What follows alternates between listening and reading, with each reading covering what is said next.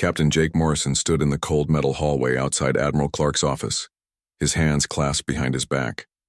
The weight of his military uniform felt heavier today, though he couldn't say why. Through the thick glass windows he could see the stars stretching endlessly into space from Titan Station. Somewhere out there, alien ships were moving in the darkness, and humanity needed answers. The door slid open with a soft hiss, and Admiral Clark's voice called him inside. Jake stepped into the command center, where holographic displays showed star maps and ship positions floating in the air like glowing ghosts. The Admiral was a tall woman with gray hair and sharp eyes that had seen too many battles. "Morrison, we have a situation," she said without looking up from her datapad. "Intelligence reports suggest the Zephyrian Empire is planning something big. Their scout ships have been probing our outer colonies for weeks now, testing our defenses and mapping our patrol routes." Jake nodded, keeping his face calm even though his pulse quickened. The Zephyrians were humanity's most dangerous enemy, a race of beings that had already destroyed 3 human colonies in the past 5 years. They were smart, ruthless, and they seemed to enjoy the hunt. "What do you need from me, Admiral?" Jake asked. Admiral Clark finally looked up, her expression serious. "We're sending you and your squadron deep into Zephyrian space. We need intelligence on their fleet movements, their new technology, and most importantly, their target. This mission could last 3 to 4 months, maybe longer." The words hit Jake like a physical blow, though he didn't let it show. 3 to 4 months meant leaving Emma again, his 8-year-old daughter who had already lost her mother. Emma was everything to him now, the only light in a universe that had grown dark after his wife Lisa died in the Battle of Europa 3 years ago. "I understand the importance of the mission, Admiral," Jake said carefully, "but I have a situation with my daughter. My sister is currently stationed at the Kepler Research Facility, and the military boarding programs are no place for a child who has already lost her mother," Admiral Clark finished. She set down her datapad and walked to the window, gazing out at the stars. "I know your situation, Morrison. I also know you're the best squadron leader we have for this type of mission. Your team trusts you, and frankly, you're one of the few people who has faced the Zephyrians and lived to tell about it."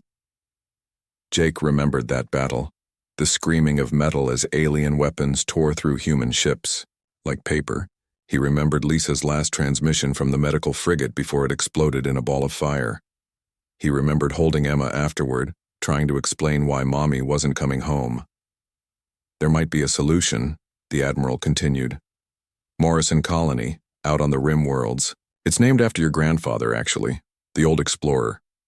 The colony is thriving, safe, and they have excellent facilities for children. More importantly, they have people who understand what military families go through." Jake had heard of Morrison Colony, a growing settlement on a planet that looked almost exactly like Earth. His grandfather would have been proud to see humans building new homes among the stars. But the idea of leaving Emma with strangers, even in a safe place, made his chest tight with worry. "The colony administrator is Ben Hayes, former Navy. Good man, lost his leg in the Centauri campaign but stayed in service helping military families. He's personally recommended someone to care for Emma while you're away." Admiral Clark handed him a datapad with information about the colony. "Her name is Kate Williams. She's a widow, lost her husband in the same battle where you lost your wife. She runs the colony's education center and takes in children whose parents work dangerous assignments." Jake looked at the pad, seeing pictures of a clean, bright colony with children playing in green spaces under an alien sun. The buildings looked sturdy and welcoming, and the people in the photos seemed happy. But none of that mattered as much as the fact that he would be abandoning his daughter again. "I know this is hard," Admiral Clark said, her voice gentler now. "But Jake, this mission could save thousands of lives, maybe millions. The Zephyrians aren't going to stop with raids and border skirmishes. Intelligence suggests they're planning a major offensive, and we need to know where and when." Jake closed his eyes, feeling the familiar weight of command, the burden of making impossible choices. He had joined the military to protect people, to keep humanity safe among the stars. But somewhere along the way, his duty had started to feel like a wall between him and everything he cared about. "How long do I have to decide?" he asked. Transport leaves for Morrison Colony in 18 hours. If you're going to do this, Emma needs to be on that ship. Your squadron deploys 48 hours after that. Admiral Clark walked back to her desk, her expression understanding but firm. I won't lie to you, Morrison. This mission is dangerous, and there's a chance you might not come back. But that's true of every mission now. The Zephyrians have made sure of that. Jake thought about Emma, probably sitting in their quarters right now working on her homework or building something with the engineering kit he had bought her. She was so much like her mother, smart and curious and full of life. She deserved to grow up safe, to have a childhood that wasn't always interrupted by war and loss. I'll take the mission, he said quietly. But I want full communication privileges with Morrison Colony. I want to be able to talk to my daughter whenever possible. Done, Admiral Clark agreed. And Morrison, for what it's worth, Kate Williams, comes highly recommended. She's not just a caretaker, she's an educator and engineer. Your daughter will be in good hands. Jake nodded and saluted, then turned to leave. As he walked through the corridors of Titan Station back to his quarters, he tried to figure out how to tell an 8-year-old girl that her father was leaving again. That duty called him away to the dark spaces between the stars. When he reached his quarters, Emma was indeed working on a project. Small mechanical parts spread across the table as she built what looked like a tiny robot. She looked up when he entered, her dark eyes so much like her mother's that it took his breath away. Hi, Daddy, she said with a smile. Look what I'm making. Jake sat down beside her, knowing that this conversation would be one of the hardest things he had ever done. Jake had planned to stay at Morrison Colony for only 2 days before returning to Titan Station, but Admiral Clark had granted him a full week to ensure Emma was settled properly. As the days passed, he found himself watching Kate Williams with growing respect and something else he didn't want to name. On the third morning, Jake woke early and walked to the education center to check on Emma. He found her in the workshop with Kate and Danny, all three of them bent over a collection of small mechanical parts spread across a large table. Emma was holding a tiny circuit board up to the light, examining it with the focused intensity she had inherited from her mother. The power coupling needs to be stronger, Emma was saying. If we're going to make it walk properly, the servos need more juice.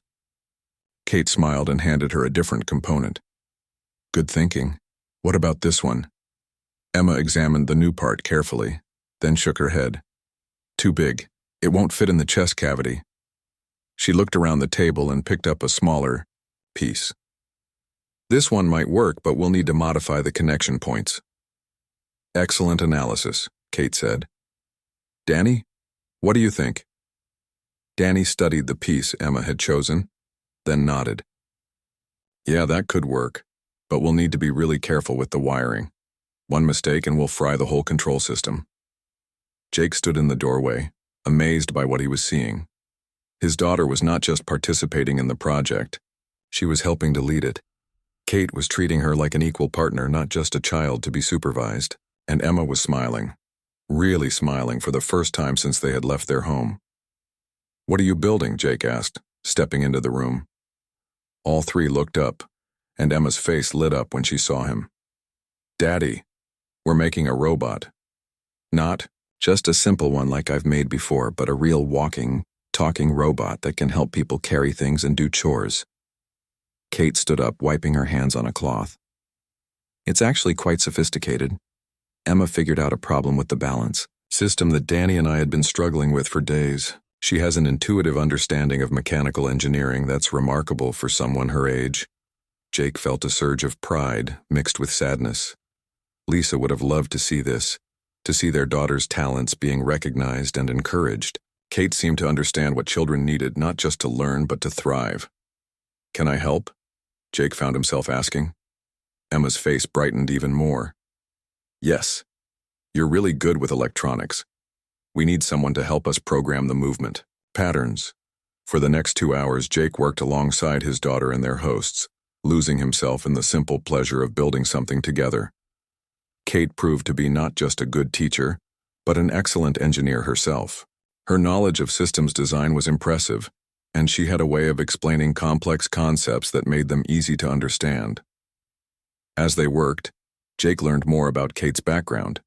She had been a terraforming engineer before coming to Morrison Colony, specializing in life support systems for new settlements. After her husband died, she had turned to education, believing that teaching children was another way of building a better future for humanity. Engineering is just problem solving, Kate explained to Emma as they calibrated the robot's sensors. Whether you're designing a water recycling system or programming a robot, you're looking at what needs to happen and figuring out how to make it work. Is that what you did before you came here? Emma asked. Solve problems? Kate smiled. I helped make new worlds safe for people to live on. I designed the systems that turn hostile planets into homes. But teaching children like you might be even more important. You're going to grow up to solve problems we can't even imagine yet. That evening, Jake sat with Kate on the porch of the education center while Emma and Danny played with other children in the courtyard. The alien sun was setting, painting the sky in shades of purple and gold that Earth's sun never made. It was beautiful, but it reminded Jake that he was far from home, in a universe that could be both wonderful and terrifying. She's an amazing child, Kate said, watching Emma help a younger child with a broken toy. Brilliant, kind, and so much stronger than she knows. You've done a wonderful job raising her. Jake shook his head. I feel like I'm failing her constantly, always leaving for missions, always putting duty before family. Her mother was the one who was good at this. Lisa, Kate said softly. Emma talks about her sometimes. She sounds like she was a remarkable woman. She was, Jake replied, his voice tight. She was a medical officer, saved hundreds of lives before the Zephyrians killed her. She always knew the right thing to say, the right way to help Emma understand the world. I just try to keep her safe and hope I'm not messing up too badly. Kate was quiet for a moment, watching the children play. You know, my husband used to worry about the same things. He thought he wasn't good enough, that he was failing Danny somehow. But children don't need perfect parents. They need parents who love them and try their best. That's what you're doing. But I'm leaving again, Jake said, the words bitter in his mouth. I'm abandoning her to go fight aliens in the darkness between stars. What kind of father does that make me? The kind who's trying to make the universe safe for his daughter, Kate replied firmly. Emma understands that what you do matters. She's proud of you, even when she's scared. And she knows you'll come back, because you always have before. Jake looked at Kate, really looked at her. In the fading light, he could see the strength in her face, the quiet determination that had helped her rebuild her life after losing everything. She was beautiful, but more than that, she was someone who understood loss and responsibility and the difficult choices that came with loving someone. Why do you do this? He asked. Take in children whose parents are away fighting wars. It can't be easy, Kate smiled, but there was sadness in it. Because someone has to. Because these children deserve to feel safe and loved while their parents are keeping the rest of us safe. And because taking care of them helps me remember that there's still good in the universe. Still things worth protecting. As if summoned by their conversation, Emma ran up to the porch, her face flushed with excitement. Daddy, Kate, come see what we built. She led them to where a group of children had constructed an elaborate fort out of building blocks and scrap materials. It had towers and walls and a working drawbridge that could be raised and lowered with a simple pulley system. The children were defending it against imaginary aliens, their laughter echoing across the courtyard. It's amazing, Jake said, and he meant it. You all worked together to build this. Kate taught us how, Emma said. She says that humans are good at working together, that it's what makes us special. Even when bad things happen, we help each other and build things together. Jake looked at Kate, seeing the wisdom in her simple lesson. Humans did work together, did build things that lasted. Morrison Colony was proof of that. A thriving community carved out of an alien wilderness through cooperation and determination. That night, as Jake tucked Emma into her temporary bed in Kate's home, she looked up at him with serious eyes. I like it here, Daddy, she said quietly. Kate is nice and Danny is really smart, and there are so many things to learn and build.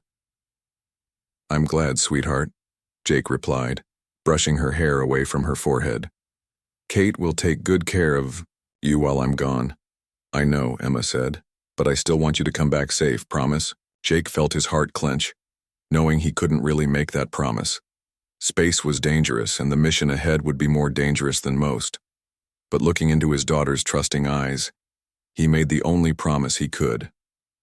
I promise. I'll do everything I can to come back to you, he said. Always. As Emma drifted off to sleep, Jake stood in the doorway for a long moment, memorizing her peaceful face. Tomorrow he would leave, and he didn't know when he would see her again, but for the first time since Lisa's death, he felt like she would be truly safe and cared for while he was gone. The morning of departure came too soon, gray and misty with the promise of rain. Jake stood on the landing platform with his travel bag, watching as his transport ship powered up its engines. Emma stood beside him, trying to be brave but unable to hide the tears that threatened to spill from her eyes. Kate knelt down beside Emma, speaking softly. Remember what we talked about last night. Your daddy is going to do important work, and while he's gone, we're going to learn so many new things together. And every week he'll call and you can tell him about all your projects. Emma nodded, wiping her nose with the back of her hand. I know, but I still don't want him to go. Jake felt his heart breaking as he knelt down to hug his daughter. She was so small, so young to be dealing with these kinds of separations. But she was also strong, stronger than she knew, and he had to trust that she would be okay. I love you, Emma, he whispered into her hair. More than all the stars in the sky.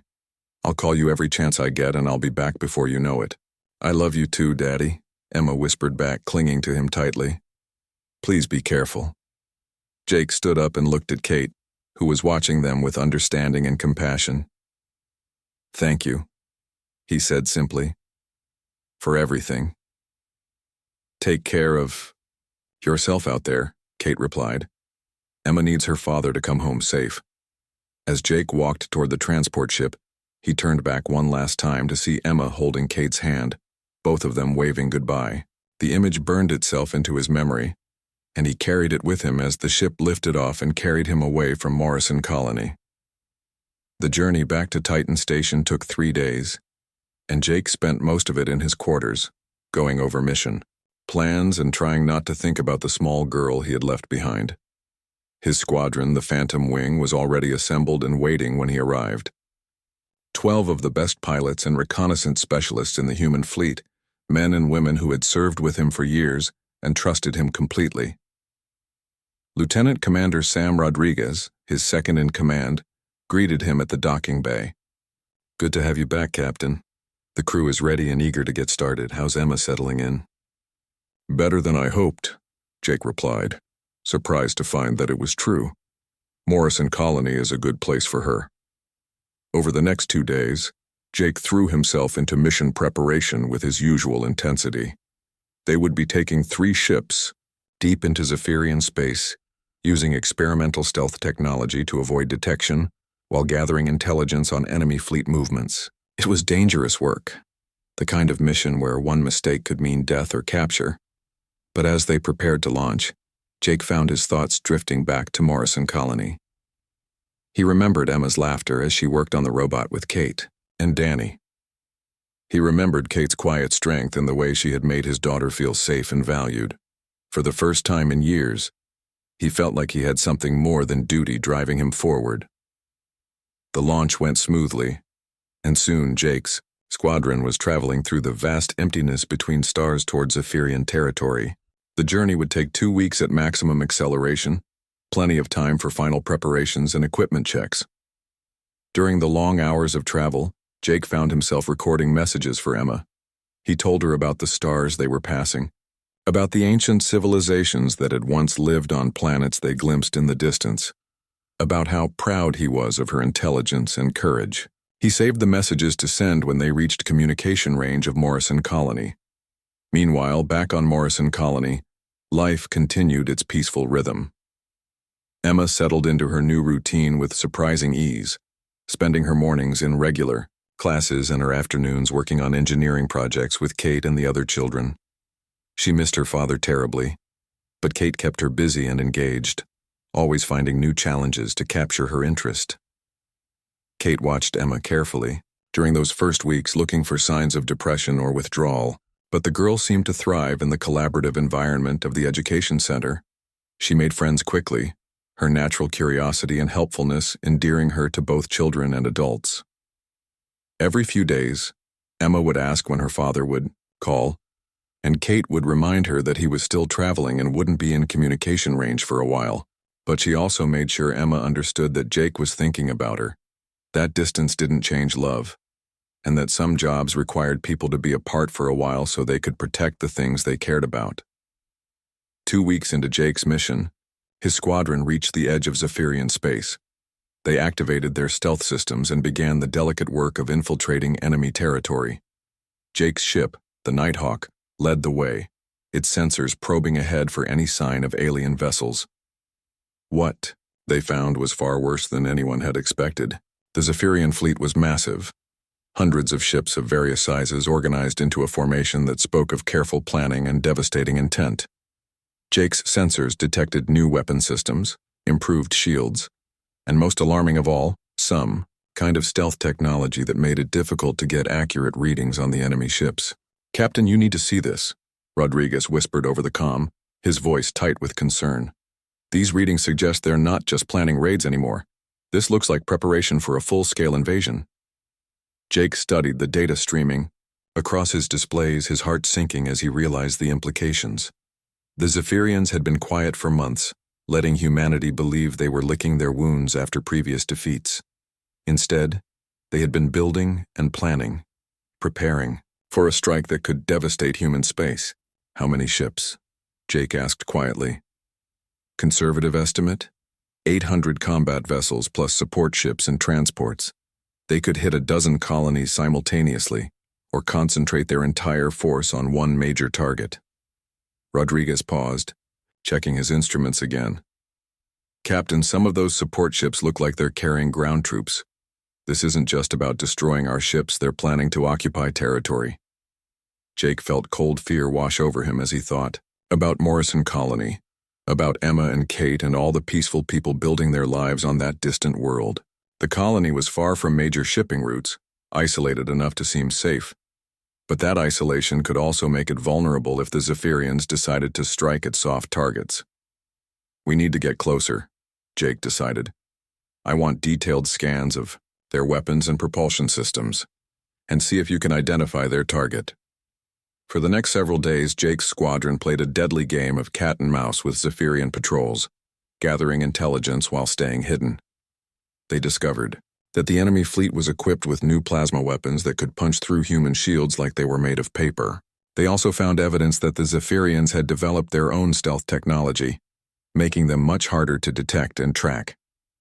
Most disturbing of all, they intercepted communications that suggested the aliens had been studying human psychology and tactics, learning how to exploit weaknesses in both human technology and human nature. The Zephyrians were no longer just a military threat. They were becoming a strategic one, capable of long-term planning and complex operations. On the 5th day of reconnaissance, disaster struck. Jake's squadron was discovered by a Zephyrian patrol while trying to plant listening devices near the fleet's communication hub. The patrol ship transmitted an alarm before Jake's people could stop it, and suddenly, the entire area was swarming with enemy vessels. "All ships, emergency jump to rally point Beta," Jake ordered, his fingers flying over the navigation controls. "Execute immediately." The 3 human ships vanished into hyperspace just as Zephyrian weapons began firing, but Jake knew their cover was blown. The enemy would be on high alert now, making it much harder to gather additional intelligence. Worse, the Zephyrians might accelerate their timeline, launching their invasion before humanity could prepare adequate defenses. At the rally point, a barren system far from any inhabited worlds, Jake's squadron regrouped to assess the situation. They had gathered valuable intelligence about enemy capabilities and fleet composition, but they still didn't know the target or timing of the planned attack. "We need to get this information back to Fleet Command immediately," Rodriguez urged. "Every day we delay could make the difference between successful defense and disaster." Jake knew his second-in-command was right. The intelligence they had gathered was crucial, and Fleet Command needed it to prepare Earth's defenses. But he also knew that once they left Zephyrian space, they might not get another chance to learn the enemy's target. As he stared at the tactical displays showing the alien fleet, Jake made a decision that would haunt him for the rest of his life. "We're going back in," he announced. "One more reconnaissance run to try to identify their target. Then we head home with everything we've learned." What Jake didn't know was that the Zephyrians had already made their decision about targets, and Morrison Colony was very much on their list. Emma was in the workshop with Kate and Danny when the emergency alarm began to sound. The shrill warning echoed across Morrison Colony, a sound that every human settlement in space dreaded, but all hoped they would never hear. Kate's face went pale as she recognized the pattern of the alarm, 3 long blasts followed by 2 short ones. "Enemy ships approaching." "Children, stay calm," Kate said, her voice steady despite the fear Jake could see in her eyes. "This is what we've practiced. 4. Everyone remember the emergency procedures." Emma looked up from the robot they had been working on, her small hand still holding a circuit board. "Are the bad aliens coming here?" Kate knelt down beside her, speaking with the calm authority that had made Jake trust her with his daughter's life. "We don't know yet, sweetheart, but we're going to be very careful and follow all the safety rules. Can you help me make sure all the other children know what to do?" The education center filled with the sound of running feet as children and adults moved with practiced efficiency toward the emergency stations. Morrison Colony had prepared for this possibility, but no amount of planning could fully prepare a peaceful settlement for the reality of alien attack. Ben Hayes' voice came over, the colony's communication system calm but urgent. "All civilians to emergency shelters immediately. Defense teams to stations. This is not a drill. Repeat, this is not a drill." Through the windows, Kate could see ships descending from the sky, sleek alien vessels that moved with predatory grace. The Zephyrians had found Morrison Colony despite its isolation, and they were coming in force. The colony's small defense force was already engaging the enemy, their weapons creating brief flashes of light against the alien hulls. "Kate, we need to get the children to the bunkers," called Maria Santos, one of the other teachers. "The defense grid won't hold them for long." Kate gathered Emma and Danny close to her, along with 6 other children who had been in the education center. "Remember what we practiced," she told them. "We're going to walk quickly but calmly to the shelter. Stay together, hold hands, and listen to everything I tell you." The group moved through the colony's streets as alien ships swooped overhead. Kate could hear the whine of energy weapons and the deeper rumble of explosions as the colony's defenses fought back against the invaders. Buildings shook around them, and in the distance she could see fires starting where alien weapons had found their targets. Emma squeezed Kate's hand tightly, her eyes wide with fear, but her steps steady. "Is my daddy going to know what's happening here?" "Your daddy is very smart and very brave," Kate replied, guiding the group around a piece of debris that had fallen from a damaged building. "If there's a way for him to help us, he'll find it. But right now we need to focus on keeping ourselves safe." The emergency shelter was built into the side of a hill on the edge of the colony, designed by Kate's late husband to withstand almost any kind of attack. The entrance was hidden behind what looked like natural rock, and the interior was equipped with life support systems that could keep hundreds of people alive for weeks if necessary.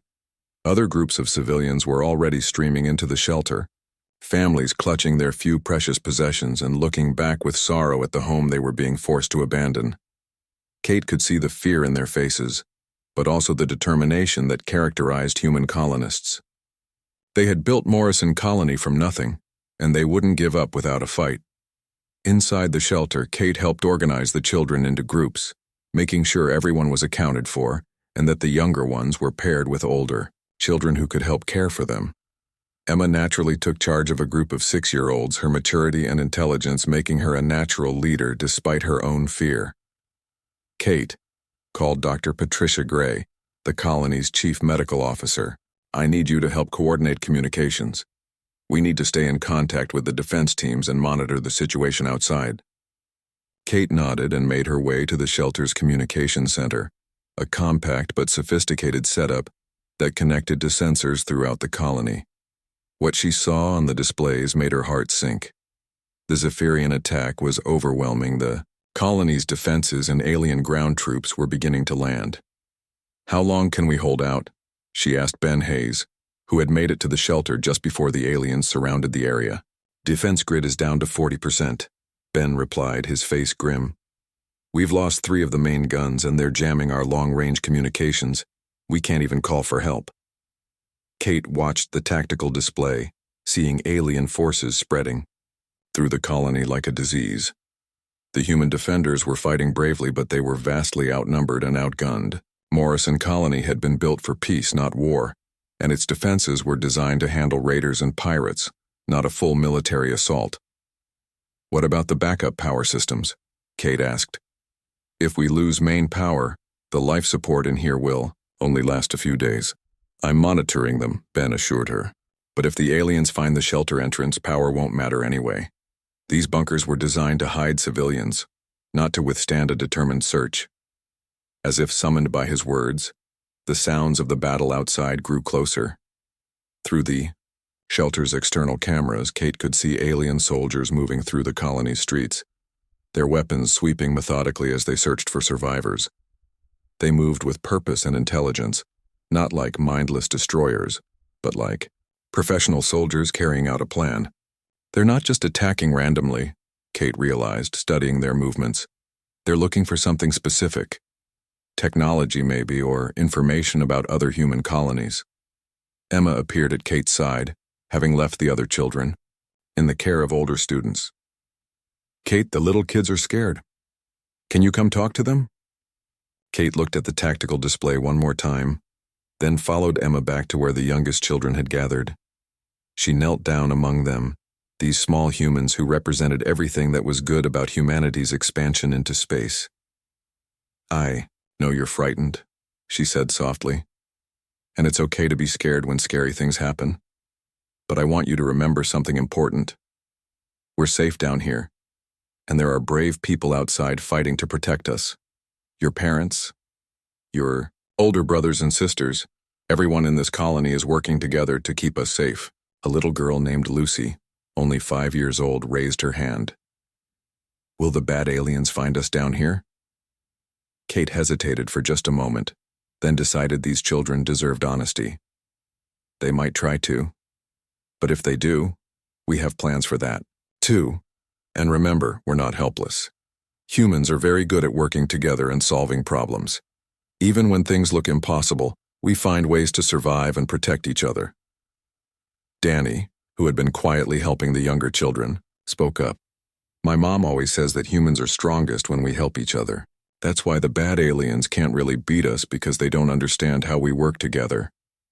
Kate smiled at Kate's son, proud of his courage and wisdom. "That's exactly right, Danny, and that's what we're doing here. Everyone in this shelter is working together, helping each other, being brave together." Over the next several hours, the sounds of battle raged above them. Kate coordinated with the few defense teams still in contact, trying to maintain some kind of organized resistance. But one by one, the colony's defensive positions fell silent. The Zephyrians were methodical and thorough, and they seemed to have all the time in the world. As night fell, Kate realized that Morrison Colony was lost. The aliens controlled the surface, and it was only a matter of time before they found the shelter entrances. She gathered the adult civilians and quietly explained the situation. "We have maybe 6 to 12 hours before they find us," she said. "The children don't need to know how bad things are, but the adults do. We need to be ready for whatever comes next." Ben Hayes checked his watch and looked at the tactical display. "The Zephyrians are setting up some kind of command post in the colony center. They're not leaving, which means this wasn't just a raid. They're planning to occupy Morrison Colony." Kate felt cold fear wash over her. If the aliens were planning to stay, that meant they would eventually find the shelters, and when they did, everyone hiding inside would be at their mercy. As if reading her thoughts, Emma appeared beside her again. The girl had been moving between groups of children all day, helping calm the younger ones and assisting the adults however she could. Now she looked up at Kate with eyes far too old for her 8-year-old face.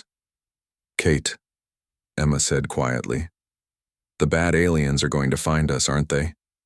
Kate looked down at this brave little girl, Jake's daughter, and made a decision. She would tell Emma the truth because Emma was strong enough to handle it and smart enough to help. They might, Kate said honestly.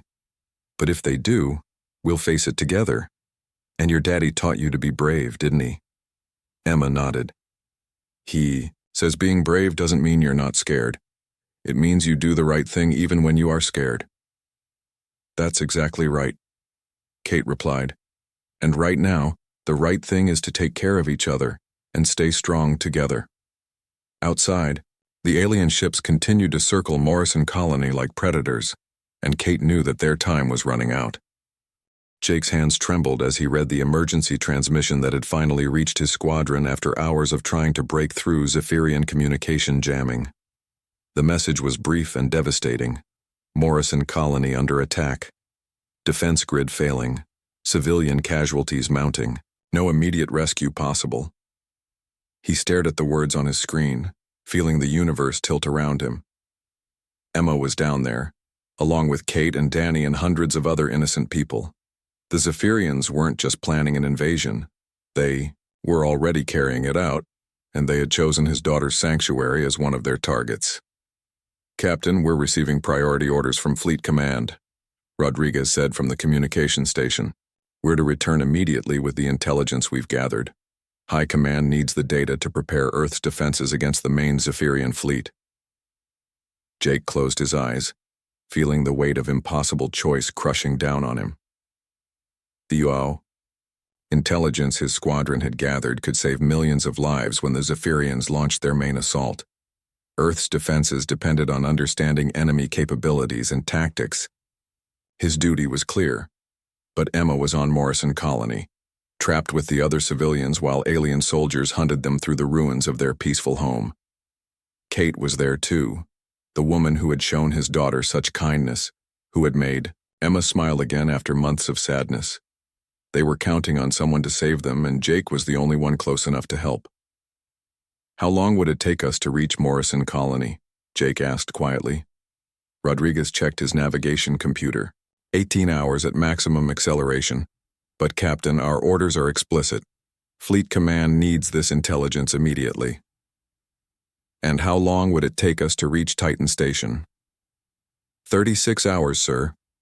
Morrison Colony is actually on our route back to human space, but stopping there would delay delivery of the intelligence by at least 2 days. Jake stared at the tactical display showing the positions of his 3 ships, tiny specks of light in the vast darkness between stars. 2 days could make the difference between Earth being prepared for attack or being caught completely off guard. Millions of lives hung in the balance, but so did the life of his daughter. Lieutenant Sarah Kim, his intelligence officer, approached his command chair. Captain, I've been analyzing the Zephyrian communications we intercepted. The attack on Morrison Colony appears to be part of a larger pattern. They're hitting isolated colonies to test human response times and gather intelligence about our defensive capabilities. Are you saying Morrison Colony is expendable? Jake asked, his voice dangerously quiet. I'm saying the Zephyrians are counting on us to react emotionally, Kim replied carefully. They want us to divert resources to rescue operations instead of preparing for their main assault. It's a tactical decision designed to weaken our overall defense posture. Jake understood the logic, could see the cold military calculation behind it. The Zephyrians were gambling that humanity's compassion would be used against them, that human commanders would sacrifice strategic advantage to save civilians. It was smart, ruthless, and probably effective. What are your orders, Captain? Rodriguez asked.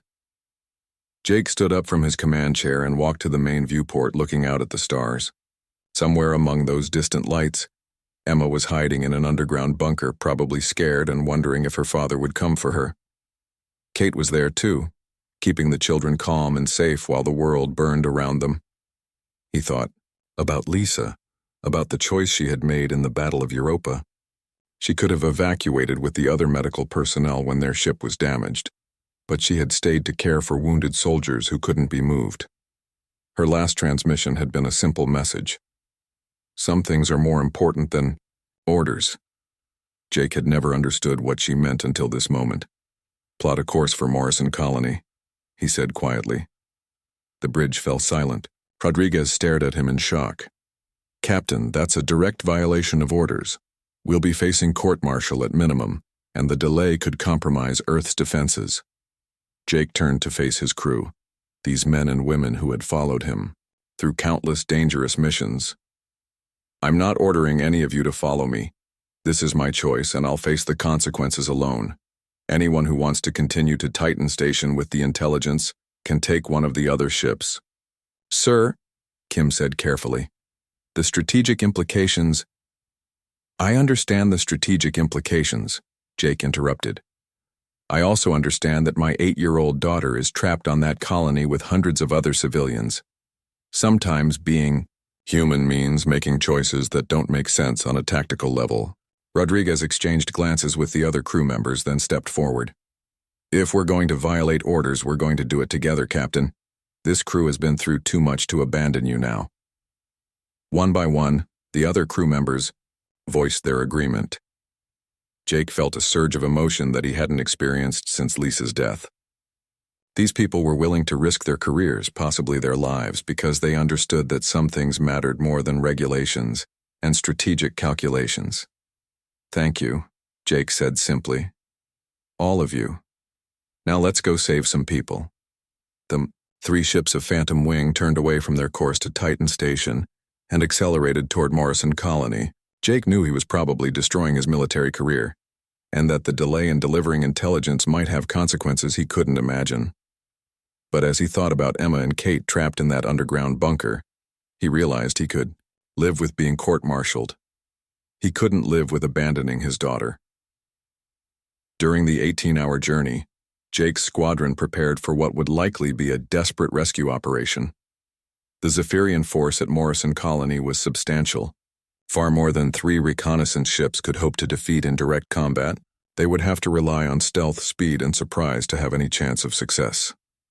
"We'll have one shot at this," Jake explained to his crew as they reviewed the tactical plan. "Get in fast, locate the civilian shelters, extract as many people as possible, and get out before the Zephyrians can organize a response. It's not going to be clean, and it's not going to be safe." Rodriguez studied the colony layout on his display. The most likely location for civilian shelters would be the hills on the eastern edge of the settlement. Natural protection, easy to fortify, and far enough from the main buildings to avoid immediate detection. "That's where we'll start," Jake agreed. "Sarah, I want you monitoring Zephyrian communications throughout the operation. The moment they figure out we're there, we need to know about it." As Morrison Colony grew larger in their viewports, Jake could see the evidence of battle. Smoke rose from damaged buildings. Alien ships patrolled the skies, and the once peaceful settlement looked like a war zone. His heart clenched as he thought about Emma and Kate somewhere in that devastation. 15 minutes to insertion," Rodriguez announced. "All teams prepare for combat operations." Jake checked his sidearm and emergency supplies one more time, then opened a communication channel to address his entire squadron. "I want everyone to understand what we're doing here. We're risking our ships, our careers, and our lives to save civilians from an occupied colony. The odds are against us, and there's a good chance some of us won't make it home." He paused, looking at the faces of his crew on the communication screen. "But those people down there are counting on us. They're parents and children and teachers and farmers who never asked to be in this war. They represent everything we're fighting to protect. So let's go down there and remind the Zephyrians why humanity doesn't give up on its own." The ships entered Morrison Colony's atmosphere under full stealth, slipping past alien patrols like ghosts in the night. Jake's heart pounded as they approached. The colony, knowing that in a few minutes he would either be reunited with his daughter or die trying to save her. Either way, he would finally understand what Lisa had meant about some things being more important than orders. Jake's boots hit the ground running as his team fast-roped from their transport ship into the ruins of Morrison Colony. Around him, the settlement that had seemed so peaceful just weeks ago was now a battlefield, with smoking buildings and debris scattered across streets where children had once played safely. Alien patrol ships swept overhead with searchlights, hunting for any signs of human resistance. Jake and his team moved through the shadows, using their knowledge of the colony's layout to avoid detection while heading toward the hills, where the civilian shelters were hidden. "Contact left," whispered Sergeant Lisa Torres, Jake's demolitions expert. Through the darkness, they could see a group of Zephyrian soldiers methodically searching the colony's education center, the same building where Jake had watched Emma work on robots with Kate and Danny. Jake felt rage building in his chest as he watched the aliens tear through the place where his daughter had been so happy, but he forced himself to stay focused on the mission. Getting angry wouldn't help Emma or the other civilians hiding somewhere beneath the ground. The team reached the eastern hills without being detected, but finding the hidden shelter entrances proved more difficult than expected. The colony's engineers had done their job well, disguising the bunker access points so effectively that even Jake's team, equipped with advanced scanners, had trouble locating them. "There," Rodriguez pointed, to what looked like a natural crack in the rock face. "Sensor readings suggest hollow space behind that outcropping." Jake approached the hidden entrance, looking for some way to signal the people inside. He couldn't risk using explosives or energy weapons, as the noise would bring every Zephyrian in the area down on them. Instead, he pressed his hand against what appeared to be solid rock and whispered the emergency code that Ben Hayes had given him. "Morrison Actual, this is Phantom Rescue. Is anyone receiving?" For a long moment, there was only silence. Then a voice crackled through a hidden speaker, weak but unmistakable. It was Kate. "Phantom Rescue, this is Morrison Shelter Alpha. We read you. Thank God, we've been waiting for help for 12 hours. Jake felt relief wash over him at the sound of her voice. "Kate, it's Jake Morrison. Is Emma okay? Are you all secure?" "Jake?" Kate's voice was filled with surprise and emotion. "Yes, Emma is safe. We have 47 civilians in this shelter, including 22 children. But the Zephyrians have been getting closer. I don't think we can hide much longer." The hidden entrance began to open, revealing a narrow tunnel that led down into the hillside. Jake could see lights in the distance and smell the recycled air of an emergency life support system. His heart pounded as he realized how close he was to seeing his daughter again. "We're coming down," Jake said. "Prepare everyone for immediate evacuation. We don't have much time before the aliens detect our ships." Jake and 2 of his team members descended into the shelter, while the others maintained security above ground. The tunnel opened into a larger space carved out of the living rock, where dozens of colonists sat quietly in the dim emergency lighting. Jake's eyes swept the crowd, looking for Emma. She saw him first. "Daddy!" Emma ran across the shelter and threw herself into Jake's arms, her small body trembling with relief and joy. Jake held her tightly, feeling tears he didn't know he was capable of anymore running down his face. "I knew you'd come," Emma whispered into his neck.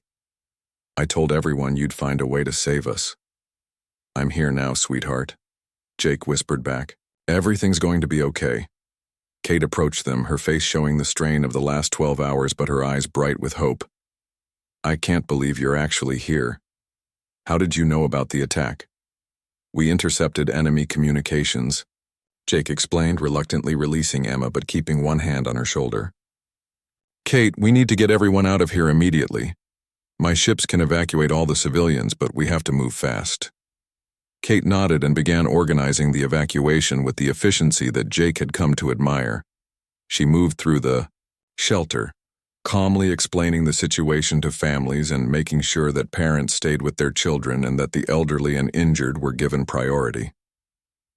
As they prepared to leave, explosions echoed from somewhere above them. Jake's communication earpiece crackled with urgent voices.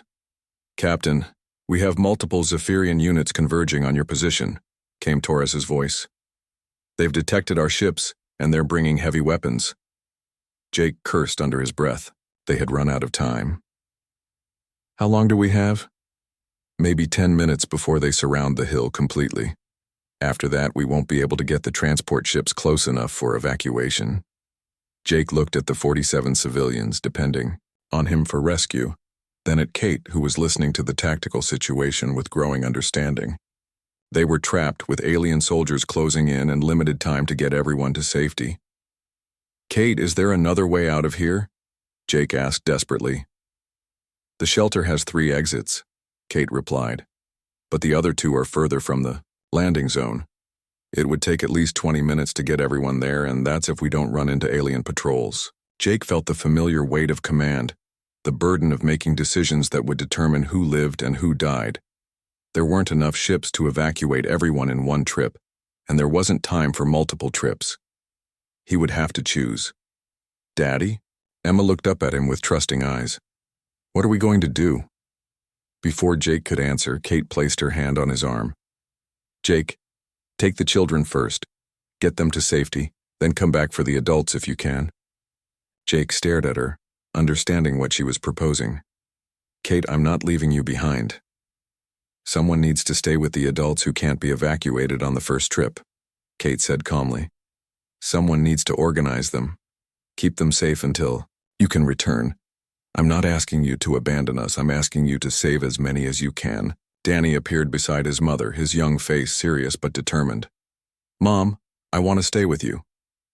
"No, sweetheart," Kate said gently. "You go with Emma and the other children. I'll be right behind you on the next trip." Jake felt his chest tighten as he realized what Kate was doing. She was willing to risk her own life to ensure that the children, including Emma, would be safe. She was choosing to trust him to come back for her, even though they both knew how dangerous that would be. "Kate," Jake began, but she interrupted him. "Jake, listen to me." Kate looked directly into his eyes, her voice steady despite the explosions growing closer above them. "You came back. That's what love looks like. Not pretty words or promises, but showing up when it matters most. Now show these children what love looks like by getting them to safety." The words hit Jake like a physical blow, shattering something inside him that had been frozen since Lisa's death. Kate wasn't just talking about his love for Emma. She was talking about something deeper, something that had been growing between them during his brief stay at Morrison Colony. "Kate, Jake started to say, but Torres's voice cut through his earpiece again. "Captain, we have incoming artillery. You need to evacuate now or we're all going to be trapped down there." Jake looked at Kate, seeing the courage and strength that had made her willing to care for other people's children, willing to risk her own life to save others. In that moment, he realized that he had fallen in love with this remarkable woman, and the thought of leaving her behind was almost unbearable. But Emma was tugging on his arm, and 21 other children were depending on him to get them to safety. Kate was right. Love meant making the hard choices, doing what needed to be done even when it broke your heart. "I'll be back for you," Jake promised, his voice rough with emotion. "I swear to you, Kate, I'll come back." Kate smiled, the expression lighting up, her face despite their desperate situation. "I know you will. Now go." Jake scooped Emma up in his arms and began moving toward the tunnel exit, followed by the other children and half of the adult civilians. As they climbed toward the surface, he could hear Kate behind them, organizing the remaining people and preparing them for what might be a long wait. The evacuation was a nightmare of smoke and explosions, with Jake's team fighting a running battle against Zephyrian soldiers while trying to protect the fleeing civilians. But they managed to get 22 children and 15 adults to the transport ships before alien reinforcements made another trip impossible. As Jake's ship lifted off from Morrison Colony's surface, he looked down at the hidden shelter where Kate waited with the remaining civilians. Alien soldiers were already moving through the hills, searching for the hidden entrances. "We'll be back," Jake promised, speaking to the empty air but meaning every word. The transport ship broke through the atmosphere of Morrison Colony with a gentle rumble that Emma felt in her chest. She pressed her face against the small window, watching as green forests and blue rivers spread out below them like a painting. It looked so much like the pictures of Earth in her history books that for a moment she forgot they were on an alien world. Jake sat beside his daughter, watching her reaction to their new temporary home. Emma had been quiet during most of the 3-day journey, speaking only when spoken to and spending most of her time reading or working on her mechanical projects. He knew she was still upset about leaving, even though she was trying to be brave for him. "It's pretty," Emma said softly, her breath fogging the window. "Do you think the people here are nice?" "I hope so, sweetheart," Jake replied, putting his hand on her shoulder. "Admiral Clark says they are, and remember, this is just for a few months while Daddy goes on his mission. Then I'll come back and get you." Emma nodded, but Jake could see the doubt in her eyes. She had heard promises like that before, and sometimes missions lasted longer than planned. Sometimes people didn't come back at all. The ship landed at a small spaceport surrounded by buildings that looked both sturdy and welcoming. Unlike the cold metal structures of military bases, these buildings were made of local stone and earth-imported wood, with large windows and gardens growing around them. People moved about their daily business, and Jake could see children playing in a nearby park. As they walked down the ship's ramp carrying their luggage, a tall man with graying hair and a mechanical leg approached them. He wore simple civilian clothes and had the kind of weathered face that spoke of years spent under alien suns. "Captain Morrison?" the man asked, extending his hand. "I'm Ben Hayes, Colony Administrator. Welcome to Morrison Colony." Jake shook, his hand noting the firm grip and the steady gaze. "Thank you for accommodating us on such short notice. This is my daughter, Emma." Ben knelt down to Emma's level, his smile genuine and warm. "Hello, Emma. I've heard a lot about you. Your father tells me you're quite the engineer." Emma looked at Jake with surprise. He had mentioned her projects to these strangers. "I just like building things," she said quietly. "Well, you're going to love it here then," Ben said, standing back up. "We have workshops and labs where kids can learn all sorts of things. Come on, let me show you around, and then we'll meet Kate." They walked through the colony's main street, and Jake was impressed by what he saw. The buildings were clean and well-maintained. The people looked healthy and happy, and there was a sense of community that he hadn't seen in the sterile military bases where he usually lived. Children ran past them chasing a ball, their laughter echoing off the buildings. "Morrison Colony was founded 8 years ago," Ben explained as they walked. "We started with just 50 families, but we're up to nearly 2,000 people now. We're completely self-sufficient in food and basic materials, and we export specialized metals and rare elements back to Earth. Most importantly, we're far enough from the main shipping lanes to be relatively safe from raiders and hostile aliens." They passed a school where children could be seen through large windows working on various projects. Some were at computers, others were building things with their hands, and a few were tending to plants in what looked like a greenhouse. Emma stopped to watch, her eyes wide with interest. "That's our education center," Ben said, noticing her. "Attention. Kate runs it. She believes in hands-on learning, letting kids explore their interests while making sure they get a solid foundation in all the basics." They continued walking until they reached a building that was slightly larger than the others, with a sign that read Morrison Colony Education Center in friendly letters. Ben led them inside, where they found themselves in a bright, open space, filled with the sound of children's voices and activity. A woman appeared from one of the side rooms, wiping her hands on a towel. She was about 32 years old, with brown hair pulled back in a practical ponytail and kind eyes that reminded Jake of his late wife. She wore simple work clothes and had the confident manner of someone who was comfortable in charge. "Kate Williams," she said, extending her hand to Jake. "You must be Captain Morrison." "Just Jake, please," he replied, shaking her hand. Her grip was firm and her gaze direct, neither intimidated by his military bearing nor overly impressed by his rank. Kate knelt down to Emma's level, just as Ben had done. "And you must be Emma. I've prepared a special room for you, and I think you're going to like some of the projects we have going on here." Emma looked up at her father, then back at Kate. "What kind of projects?"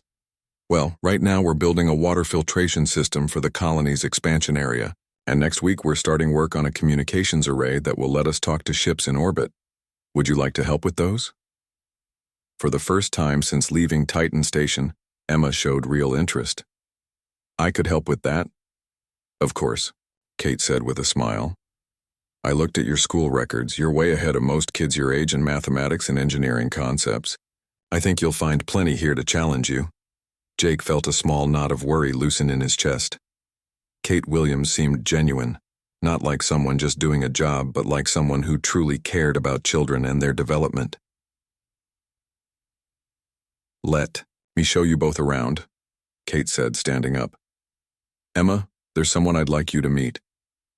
She led them through the building, showing them classrooms equipped with both traditional learning materials and high-tech equipment. In one room, children were programming simple robots. In another, they were growing plants under artificial lights. Everything was clean, organized, and purposeful. They entered a workshop where a boy about Emma's age was working on what looked like a small vehicle. He had dark hair and was completely focused on his task, using tools with the kind of care that spoke of good teaching. "Danny," Kate called softly, "come meet our new residents." The boy looked up and smiled, setting down his tools carefully before walking over. "Hi," he said to Emma. "I'm Danny Williams. Are you going to be staying here?" "For a while," Emma replied, her shyness beginning to fade. "What are you building?" "It's a remote-controlled rover for exploring the caves up in the mountains. Want to see?" As the two children walked back to his project, talking quietly about gears and motors, Kate turned to Jake. "Danny lost his father in the Battle of Europa. Same as Emma lost her mother. They understand each other in ways that other children might not." Jake felt his throat tighten at the mention of that battle. "I'm sorry for your loss." "And I'm sorry for yours," Kate replied quietly. "It's not easy, raising a child alone while trying to rebuild your life. But children are resilient, and they heal faster when they have other children to play with and adults who understand what they're going through." They watched as Emma examined Danny's rover, asking questions and pointing to different parts. She was more animated than Jake had seen her in months, and he realized that perhaps this place might be exactly what she needed. "She'll be safe here," Kate said, as if reading his thoughts. "And more than that, she'll be happy. We'll make sure of it." Jake looked at this woman who would be caring for his most precious possession and felt something he hadn't expected. Trust. 3 days after the evacuation of Morrison Colony's first group of civilians, Jake stood in the briefing room aboard the battleship Defiance, facing a tribunal of senior officers who would decide his fate. Admiral Clark sat at the center of the panel, her expression unreadable as she reviewed the charges against him. "Captain Morrison," Admiral Clark began, "you stand accused of disobeying direct orders, endangering military assets, and compromising strategic intelligence operations. How do you plead?" "Guilty as charged, Admiral," Jake replied without hesitation. "I knowingly violated orders to rescue civilians from Morrison Colony. And you understand that your actions delayed crucial intelligence about Zephyrian capabilities by 72 hours, potentially compromising Earth's defensive preparations." Jake's jaw tightened. "I understand the implications of my choice, Admiral. I also understand that 47 people are alive today because of that choice." Admiral Clark leaned forward in her chair. "Captain, your squadron's intelligence proved crucial in defeating the main Zephyrian assault fleet. The information about their stealth technology and plasma weapons allowed our forces to adapt their tactics and achieve victory with minimal losses. Your mission was a complete success." Jake felt confusion wash over him. "Admiral, I don't understand. If the mission was successful, why am I facing court-martial?" "Because you also launched an unauthorized rescue operation that resulted in the evacuation of 37 civilians from Morrison Colony, including 22 children." Admiral Clark's stern expression cracked slightly. "Captain, in the 40 years I've served in this fleet, I've never seen a more blatant violation of orders that I was more proud to overlook." The relief that flooded through Jake was so intense that his knees nearly buckled. "Ma'am, your actions demonstrated the values that make humanity worth defending," Admiral Clark continued. "Yes, you violated orders. Yes, you took enormous risks. But you also showed that we don't abandon our people, even when it costs us strategically. The Zephyrians were counting on us to be cold and calculating. Instead, you reminded them that humans fight for each other, not just for territory or resources." Jake thought about Kate, still trapped on Morrison Colony with the remaining civilians. "Admiral, there are still people on that colony. Kate Williams and 9 other adults are hiding in the shelters. I need to go back for them." That won't be necessary, Captain, Admiral Clark said with something that might have been a smile. While you were en route to Earth, the Fifth Fleet launched Operation Homecoming, a full-scale assault to retake Morrison Colony. As of 6 hours ago, the colony is back in human hands and all surviving civilians have been evacuated to safety. Jake felt his heart stop. Kate? Is she? Ms. Williams is alive and well, Captain. In fact, she's been asking about you. Apparently, she has some things she'd like to discuss. Before Jake could respond, the briefing room door opened and Kate walked in, followed by Emma and Danny. Kate looked tired, and there were shadows under her eyes, but she was smiling as she saw Jake standing there safe and whole. Emma ran to her father, and Jake swept her up in his arms, holding her tightly while looking over her head at Kate. "I promised I'd come back for you," he said quietly. "I know," Kate replied. "I never doubted it for a moment." Admiral Clark cleared her throat. "Captain Morrison, given the exceptional circumstances and the successful completion of your primary mission, this tribunal finds that while your actions were technically in violation of orders, they were in keeping with the highest traditions of the human fleet. You are hereby reassigned to Colonial Defense Command, with a promotion to commander and orders to oversee the reconstruction and defense of Morrison Colony." Jake stared at the Admiral in shock. "Ma'am, I don't know what to say."